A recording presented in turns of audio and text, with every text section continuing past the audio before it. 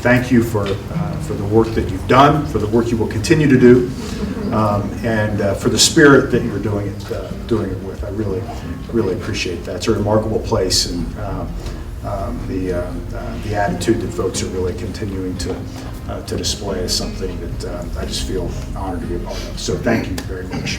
Everyone worked really very hard, and it was a tedious process. It was a learning process, but it really was a team effort. I'm thankful because I got a chance to work with some people that I otherwise would not have worked with.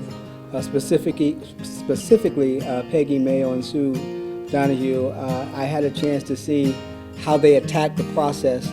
And I really, even though I sometimes had a difference of opinion with where we were, it made me even look at how I do what I do differently, because they were so meticulous in everything that they did, and I appreciate that. From the supervising standpoint, I got to see what goes into changing all the applications, making sure everything is ready. But then on the other end, on the adjunct faculty side, I had the opportunity to develop a course. So I was able to combine the course. My aha moment was when Jennifer and Lori Johns told me that in Career and Tech we were converting 1,172 courses and a large number for arts and sciences as well, and we had to look at our time frame and figure out how to do that. Caused DJ to retire. But I just, kudos to all of the faculty doing this work, because we had a very confined time frame in which to get these courses evaluated by departments up through the division. Now, if a student comes up and tells me, I'm having trouble, I'm not getting this, it's too difficult, I say, well, you have more time, okay? We did not do anything to plan for what if things go better. And what's interesting about that is it's really valuable to think about that, because it blew up some of our Sundays because we had to come up with a plan for things going better. And it was just actually, I mean, it was a really emotional moment. I myself choked up, and I know others were just so happy, and others can speak for themselves, but it was what I would describe as a Columbus State moment.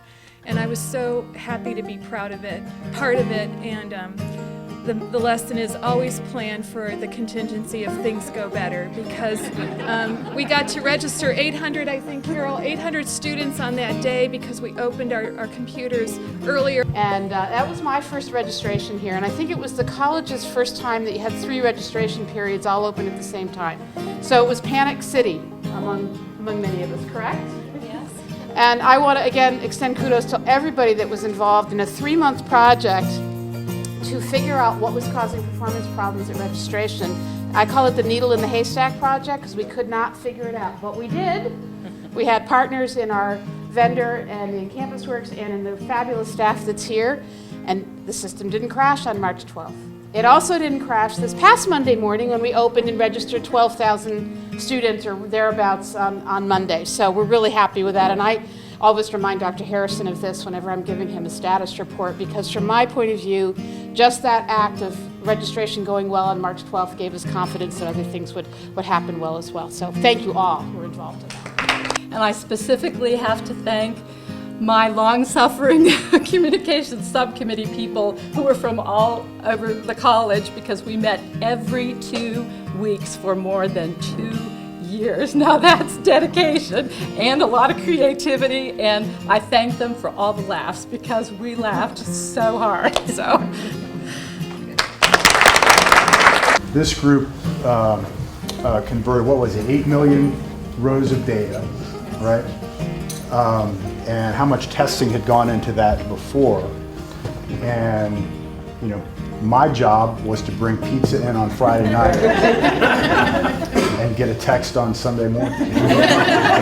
I'm embarrassed to say that, but it's true. As it should be.